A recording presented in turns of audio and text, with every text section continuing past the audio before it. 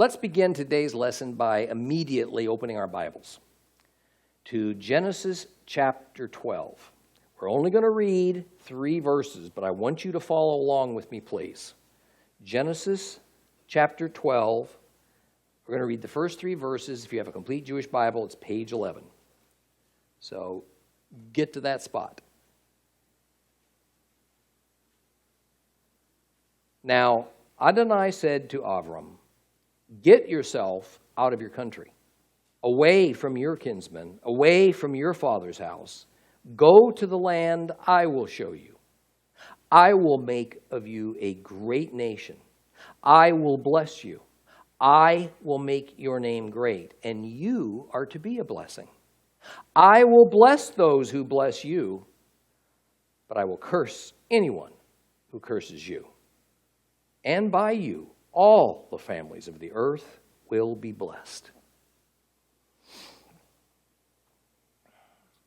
God, Adonai, which means Lord or Master, makes a covenant with Abraham, still called Avram at this moment. And this covenant occurs while Abraham was residing in Haran, up in Mesopotamia.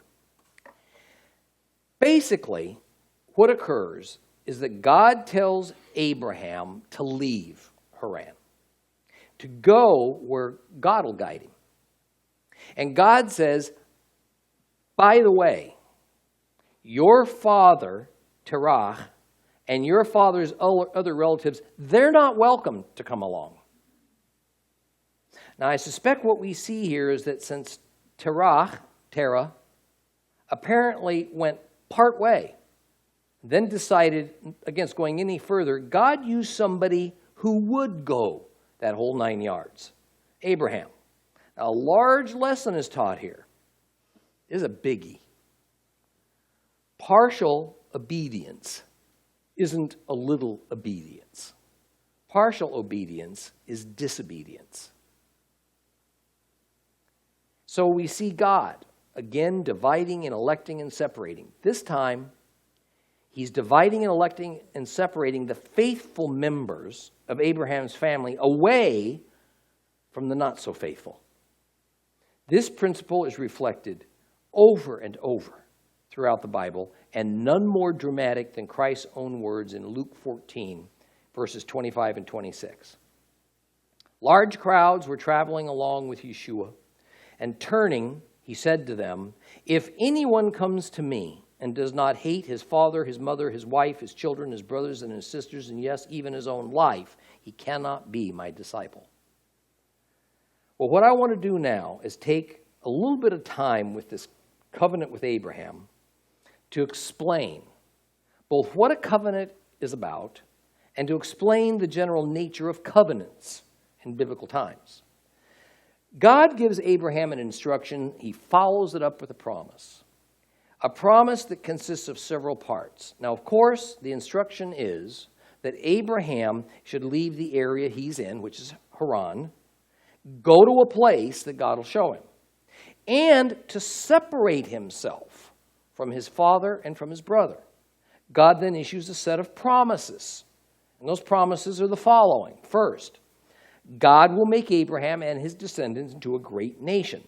This means that Abraham and his descendants are going to become a people. By definition, a separate people that will grow to the size of a nation, one that up to that point didn't exist. But if that's going to happen, then Abraham and his wife Sarai must have children. And their children must have children.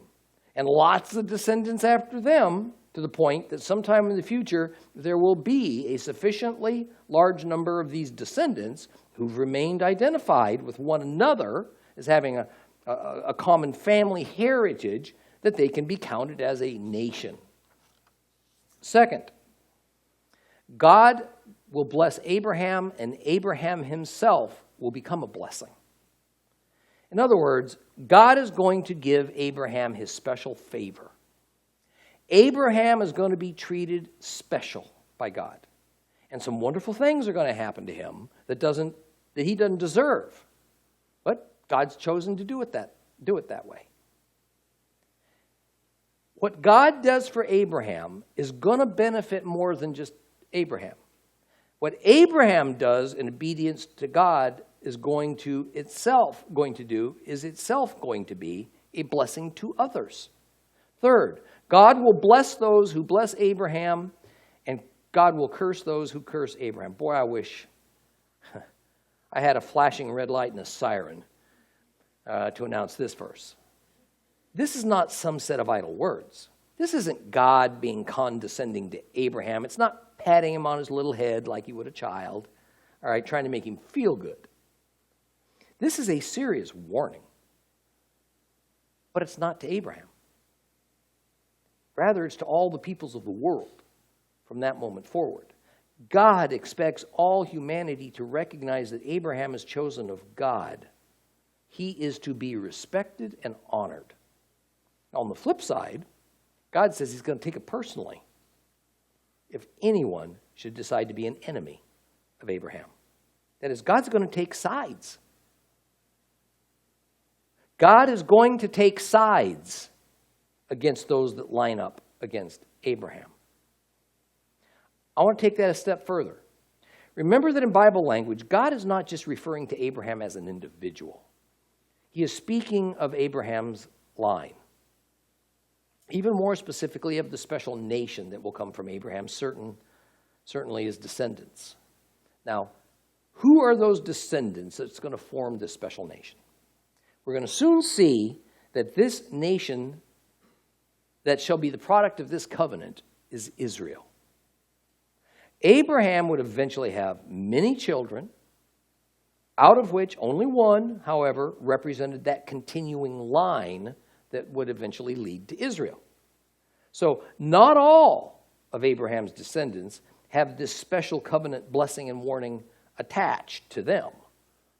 I pointed out earlier that God has already laid out a pattern for this principle. He divides, he elects, he separates. Abraham came from the line of Peleg, who was divided and elected away from the line of Shem, who was divided and elected away from the line of Noah, who was divided and elected away from the line of Seth, who was divided and elected from the line of Adam. In time, as Abraham produces sons, we will see that one particular son will be divided, elected, and separated away from all of his brothers. The result of this God pattern of dividing, separating, and electing is what we often hear called the line of promise. Typically, this line of promise is considered to start with Abraham, but the Bible shows us that in reality, it goes all the way back to Seth. Fourth, God will make the name of Abraham great. Abraham, you see, is going to be greatly rewarded. And his name is going to be lifted high among men, among humanity. Remember, where it says name, we really ought to think of the word reputation in our modern Western culture. God will make the reputation of Abraham great. What is fascinating is that even in our time, 4,000 years later, more than half the population of this planet is represented by the three great monotheistic religions of Christianity, Judaism, and Islam, and in all of them, Abraham is the revered patriarch. All of them. 5, God will use Abraham to bless all the families of the earth. What God is going to do through Abraham is not going to be a blessing only to Abraham, not just to his descendants, not even to that special nation that's going to come from this blessing, Israel. This blessing, brought about through Abraham's selection and election, is going to benefit all mankind. Let's take a look now at what a biblical covenant is and is not. Of all the biblical institutions, a covenant is the one we need to understand best, because it is through the institution of a covenant that God's set-apart people, Israel, were created, and through a covenant that by trust in God, namely in Messiah Yeshua, we can be saved from eternal destruction. Webster's dictionary defines a covenant as a binding agreement and as an agreement among church members to defend that church's doctrines. It also describes a covenant as a formal contract. Without doubt, these definitions pretty well nail down the Western culture, 21st century idea of just what a covenant is and of what we as believers generally picture in our minds when the word covenant is used in the Bible. But Webster's misses the mark substantially when it comes to what a covenant in biblical terms and times meant, and it still means. That is, what God means by a covenant. First and foremost, the number one description of a covenant is it is sacred. Sacred. It's holy. In Bible times, covenants between men were used to sell land, to make alliances, to make war and peace, even to make provisions for using a water well by somebody other than its owner. A covenant could be by mutual agreement, and with which both parties had obligations to fulfill. Or, just as often, it signaled an obligation upon only one party, and that obligation could even be imposed upon someone by a more powerful person or a nation, or by God himself. We tend to think of a covenant as a promise or a contract, then how its effect is dealt with within the framework of our judicial system. Therefore, we picture covenants as human agreements written by human hands, enforced by human means. We all know that time or people or circumstances can cause oral promises as well as written contracts to terminate or to change or to simply become obsolete. Penalties for breaking a contract are usually pretty small in our society, normally involving a monetary settlement. That happens every day. A court of law can invalidate, it can change a contract. Men and women break personal promises on a fairly consistent basis. Governments can form a constitution, their contract with the people, and amend it, throw it away, start all over again.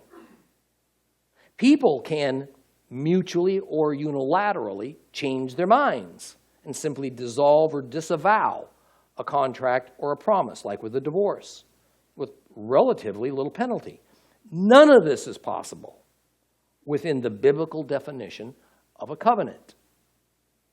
The Hebrew word for covenant is berit, which comes from the Hebrew word bara, which means to cut or to divide. And I'm going to show you the relevance of that meaning shortly. The Greek word used in the Bible for covenant is diatheke. Diatheke. And this Greek word misses the mark rather substantially as a translation of the Hebrew word berit. Now, I've taught you on a number of occasions that culture and language come as a package, and that within any given culture, they have a number of traditions and ideas and some basic societal concepts that are unique, for the most part, to their culture, pretty foreign to other cultures. And since that's the case, there are many unique Hebrew concepts, such as the concept embodied in the Hebrew word berit, or shalom, or Mashiach, Messiah, that don't always have parallels in another language or culture. I want you to think about that for a moment, because unless you're a language expert, it isn't readily apparent to most of us that there are words in one language that don't directly correspond to a word in another language. That is, we can't just make a list of Hebrew words and then make a parallel list alongside that that represents their English equivalents. As a matter of fact, it takes approximately 1/3 more English words than Hebrew words to say the same thing. A Hebrew Bible is only about, that is written in Hebrew, is only about 2/3 of the number of pages of an English Bible. That ought to be a clue about translation difficulty right there.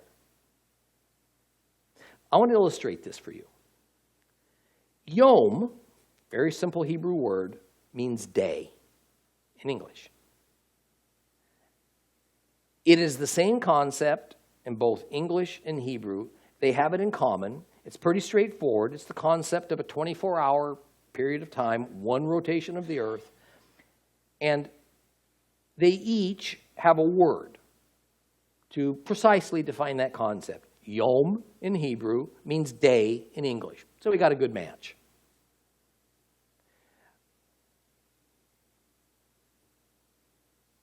But the word shalom in Hebrew embodies an overall concept that simply doesn't exist either in Greek or in English-speaking cultures.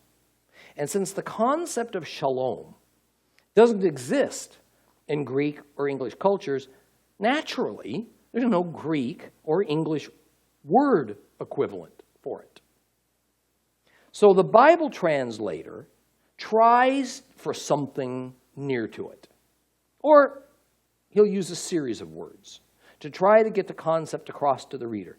With our example of shalom, for existence, we often see the words peace or grace used in English to translate that single word shalom. But peace and grace just scratch the surface of what that single word shalom means to the Hebrew mind, because it's a concept. It's the name of a concept. More troublesome, though, is what happens when a translator has insufficient understanding of the culture behind the language he's trying to translate. You don't need to be at all familiar with French culture to learn to speak French. You don't need to be familiar with Hebrew culture to learn to speak Hebrew. The problem is that without uniting the understanding of the culture that's tied together with its language, the translator will only understand what that word means in the context of his own cultural sense, not theirs. You see what I mean?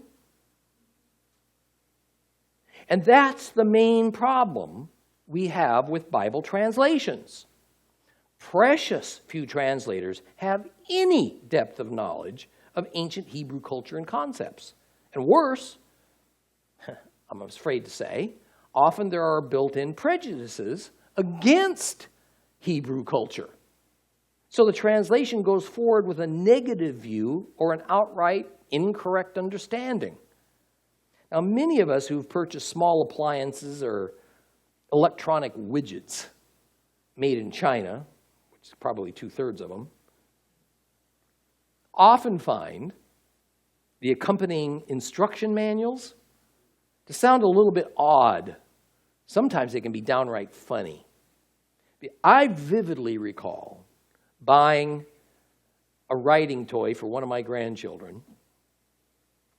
And I was told in the assembly manual I was to tighten a certain screw or a nut until it was happy.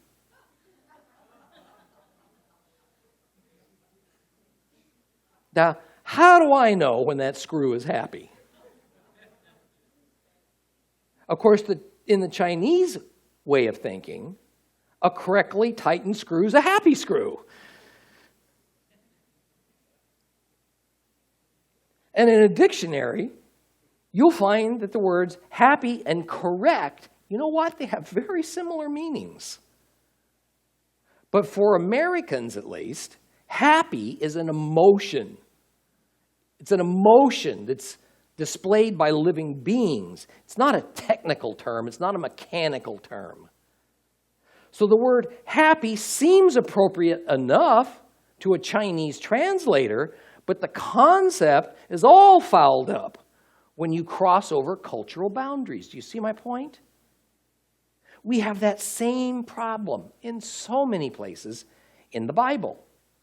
So, let's get back to adjusting our understanding of what a biblical covenant actually is within Hebrew culture, the culture of the Bible, as opposed to what we generally assumed it must be in modern Western culture. Now, partially because of the use of the Greek word diatheke in the New Testament, and also partially because of the Hebrew concept of berit, covenant, because they don't have a direct parallel to either Greek or English-speaking cultures, Christians have adopted the belief that what is being referred to as an equivalent to our concept of a will, like in the sense of a last will and testament. In fact, I've heard many sermons over my years that seeks to explain a covenant as exactly those terms, a will or a testament, and then draw a word picture of the reading of a will at somebody's death. Therefore, since in our culture, the legal terms will and testament are almost synonymous, we have come to use the English word testament, as in Old Testament and New Testament, to describe the two halves of the Bible. And boy, is that concept off the mark. No modern, credible Bible scholar should defend using the Greek word diatheke, or its English equivalent testament, especially not the word will, as a proper translation or proper concept of the Hebrew berit, covenant.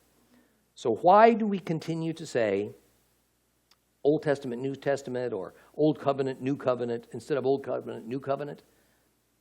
Habit, tradition, ignorance of what a biblical covenant amounts to. Now, one of the major differences between the typical Christian understanding of a covenant and what God means by that word is that a biblical covenant is a permanent thing unless it's conditional. Now, see, we see both conditional and permanent covenants in the Bible. A permanent covenant cannot be retracted. A conditional covenant can be. Another difference is that the penalty for breaking a biblical covenant was usually severe. Often it was death.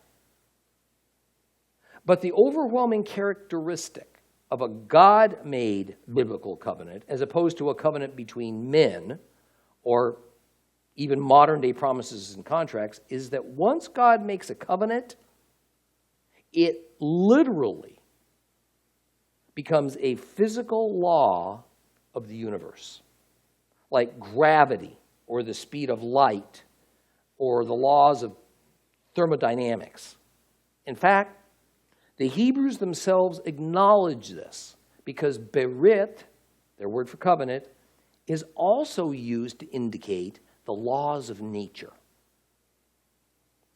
When God makes a covenant with his creation, that covenant is now woven into the very fabric of both space and time.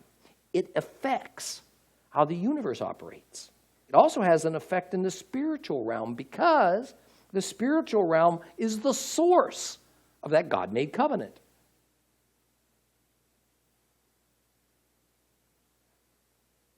Why is that?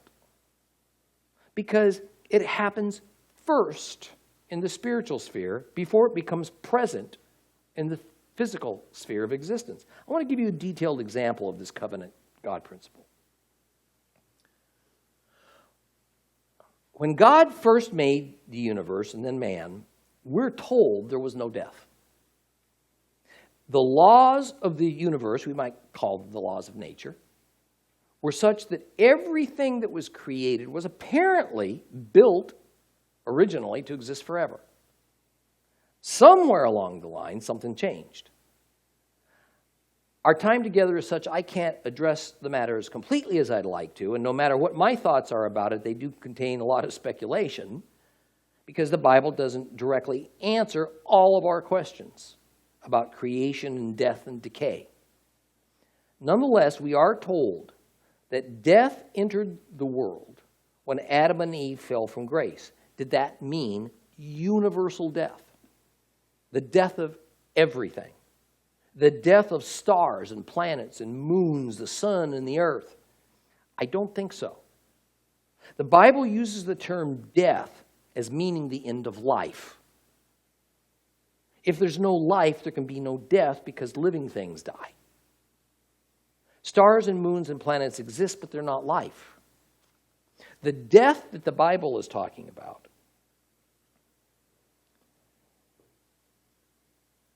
as regards the fall of man is the death of living creatures. So if the fall of man didn't start the universe decaying, what did?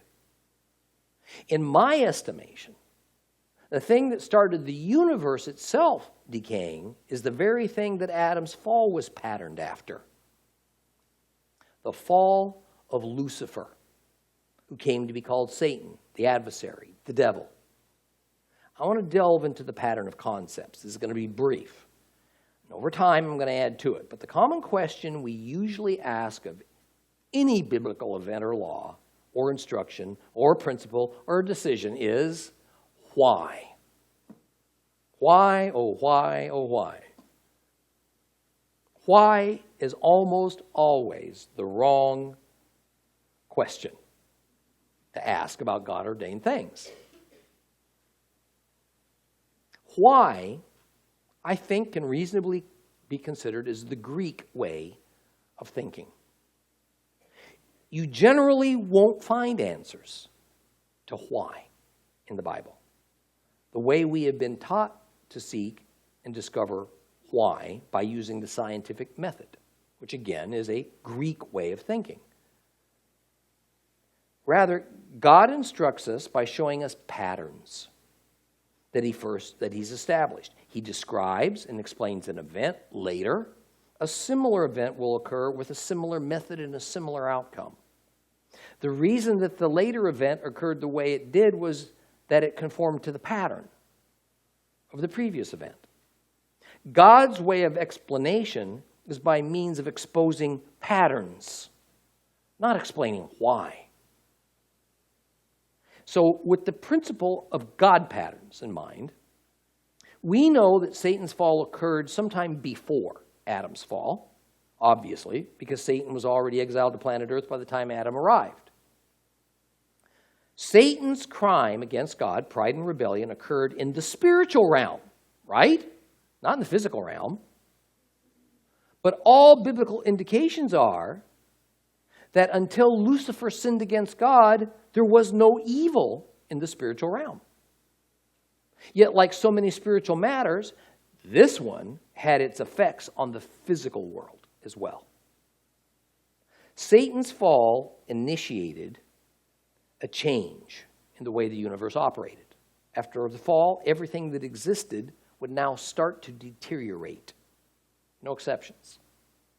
Adam and Eve were supernaturally brought forth onto a planet in a universe that was already decaying due to Satan's introduction of sin. He brought that with him when he was kicked out of heaven and sent to planet Earth, where he lived in exile along with his band of fallen angels. Then sometime later, when Adam and Eve were created, Satan essentially infected them with sin, which now brought death to living creatures.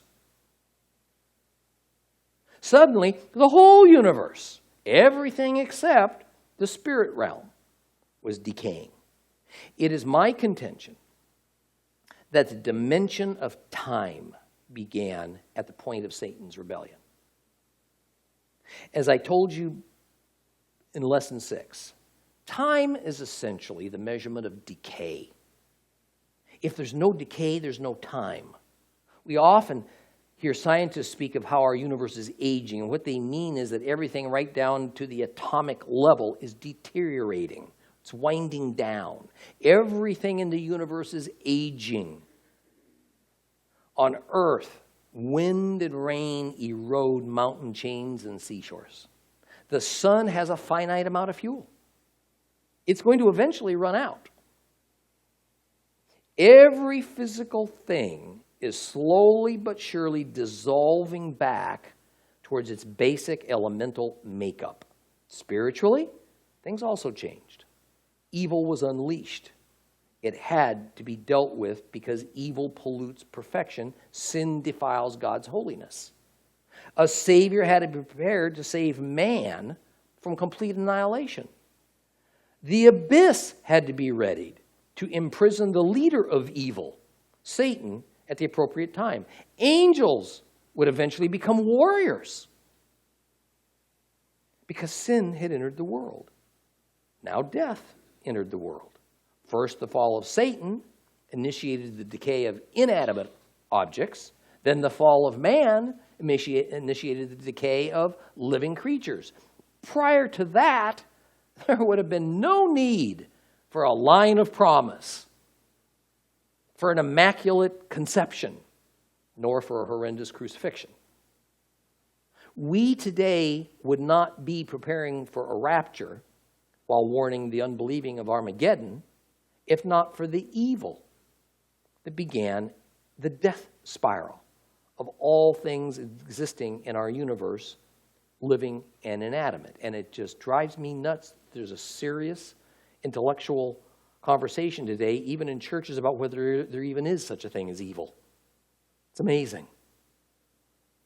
Now, here's another example that is an illustration of the effects of a biblical covenant. It's an illustration.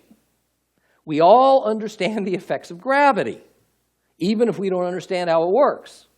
Matter of fact, scientists don't understand how it works. What would happen if someday God abolished gravity as a physical law of the universe? Fortunately, at least until the new heaven and earth are created, gravity is a permanent law of nature. It has no conditions or time limit that we're aware of. Well, gravity is the physical phenomenon that causes the moon to revolve around the earth to orbit around the sun. Our seasons, our weather, our temperatures stay within an ideal range that affords life to survive. Photosynthesis, that's the basis of plant life, depends on our connection and our relationship with the sun. Without gravity, that connection would be broken. We stay stuck to the ground, to the earth, instead of floating up and away because of gravity. When we drop a glass, it falls to the ground, always. What if God decided simply one day to delete gravity? Well, a lot would change. A chain reaction of monumental proportions would begin, wouldn't it? The way the universe operates would be very different. What I'm getting at is that death and gravity behave like covenants. Universal laws upon which most other aspects of nature and heaven depend. Change one, many others are affected. God made every one of the universal laws of spiritual and physical nature, and they all work together. None were accidental. None operates independently. So when God allowed decay, then he allowed death to be added to the equation, for instance, it changed a physical law of nature. And this change had its spiritual counterpart. Everything about the universe was changed to adapt to this new reality spiritually and physically. I hope you see this.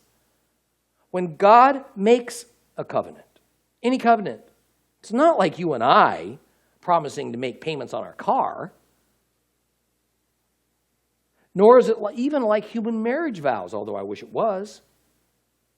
The universe does not react to whether humans enter into a loan contract or even into a marriage vow, and it's not affected when those contracts and vows are broken. But some parts, if not all, of the vast body of spiritual and physical laws of the universe are affected when God makes a covenant. And please understand me, this is an allegory. I'm not making an analogy. I'm not speaking from emotion. I'm not, at least trying not to exaggerate. When God makes a covenant, the spiritual and physical universe is never the same again. Now, if God is to communicate with man, He's got to dumb it down a whole lot. It has to be in terms that man can understand. So it seems that God created a kind of covenant system, something visible, physical, tangible, a covenant protocol, if you would, by which humans could recognize and understand when God was creating a covenant, what its terms were, and as much as a human can understand, what its impact is. And mankind adopted a similar pattern for making various agreements among ourselves. Of course, in the Bible, we see covenants made by humans and we see covenants made by God. And as we would expect, you know what? They look an awful lot alike in their formats. The oldest, most primitive way of creating a covenant was called cutting a covenant. Hebrew berit, which literally means cutting or dividing. The earliest covenant thinking, then, happened by a representative of each side of the proposed covenant agreement cutting their arm with a knife, then holding the bleeding wounds together to signify the mixing of blood. In some cultures, blood was actually sucked from each other's wounds and ingested by the opposite party. Solemn oaths were then sworn, invoking the name of the God that each participant worshipped, because a covenant was sacred. In all cases, a blood and a god, these were the center of the ceremony. Now, in time, a different ritual appeared, which involved cutting animals instead of each other. And generally, this cutting meant not just slashing an animal to draw some blood, but literally killing it and cutting it up, dividing it into halves or into even maybe several pieces. And the pieces would get laid out on the ground, organized into two separate groups, and then both participants of the covenant would walk between the pieces while swearing an oath in the name of their God. Blood was integral in covenant making because covenants were deemed to be a life fellowship. Why is that? Because life is in the blood. Understand what that means. The covenant was lifelong. The participants considered themselves to have been joined together almost as one flesh under whatever terms that covenant demanded. Hundreds of years before Abraham was born, God told Adam that life was in the blood. Mankind had not forgotten, and it was pretty evident. In the countless murders that had occurred by now, with the slaughtering and eating of animals for food as a normal practice, it was pretty self-evident that blood was central to life. Since blood was involved, it was understood that a covenant was a very serious matter. It wasn't to be entered into lightly. The usual penalty for breaking a covenant was death. Covenants were so hallowed. They were established with pomp and ceremony. Salt, together with bread, was usually eaten as the final event of a covenant ceremony. The participants eating a meal together upon completion of the covenant was a way of signifying that a new family type of relationship had been created. Salt became so important to the transaction that the making of a covenant took on a nickname called a covenant of salt. In fact, in some cultures, the act of simply exchanging salt was at times enough to conclude a covenant over an everyday matter. We find this idea of the covenant of salt mentioned in both the Old and the New Testaments, by the way. Now, since salt was the final step of the covenant-making process, it kind of sealed the deal, so to speak. Salt was considered as symbolic of peace. And when the salt was partaken of, the covenanting process was completed. Similar to today when we apply our signatures to a legal document, it finalizes that agreement. Well, after the arrival of Moses and his receiving the Torah on Mount Sinai and the institution of the sacrificial system, God instructed the Levite priests to always add salt to the sacrifices. I mentioned earlier that when God made a covenant, it's forever. And the Israelites understood the awesome heaven and earth changing device that a covenant from God was. Since covenants were to be sealed with salt, the God-ordained practice of sprinkling salt on sacrifices was to remind Israel that the covenants between God and Israel were everlasting, and that the covenant process of sacrificing an innocent animal had the desired effect of making peace between God and Israel. Now, as we move along in our study of the Torah, we're going to come across some of the covenant ceremonies and procedures, and I'm going to point them out to you as we come across them. There's typically only small elements of these ceremonies are recorded for us. But I also want to mention that often in the New Testament we see these references to salt. Now, I hope you see that those references to salt are all about crucial aspects of covenant making and sacrificial procedure. It's not about cooking. For example, in Mark 9:50, Jesus says, "Have salt in yourselves and be at peace with one another." Christ also says, "You are the salt of the earth." Paul says, "Let your speech be gracious, always seasoned with salt." Here, salt is being recalled as the final element of a covenant or a sacrifice. Therefore, it's symbolic of peace and of purity, of truth. In fact, by Yeshua's day, when someone used the term covenant of salt, it indicated a holy, enduring covenant. And the covenant of salt also came to mean the specific covenant that God made with Abraham. So whenever we see the use of the word salt in the Scriptures, New Testament or Old Testament, understand that in the mind of the Hebrew author, something of great holiness in relation to a covenant or a sacrifice is what's being referred to. So armed with that understanding now of covenants, let's go back to the terms of the covenant that God made with Abraham, understanding this is a permanent covenant. By definition, a covenant with God is forever. In the first 3 verses of chapter 12, we see God telling Abraham he would become a great nation, that God would be blessed, and Abraham himself would be God would bless Abraham, and Abraham himself would be a blessing, that Abraham's name or reputation would be great, and that Abraham would therefore bless all the families of the earth. Perhaps the most important aspect of this covenant in our day and time, God would bless those who bless it, Abraham, and curse those who curse him. These promises aren't idle and they're not obsolete. These promises, given in the form of a covenant, became a law of the spiritual and physical universe. Folks, these are just an unchangeable fact of life. The instant God pronounced it, it just became a forever part of life for everybody. To ignore this is just folly.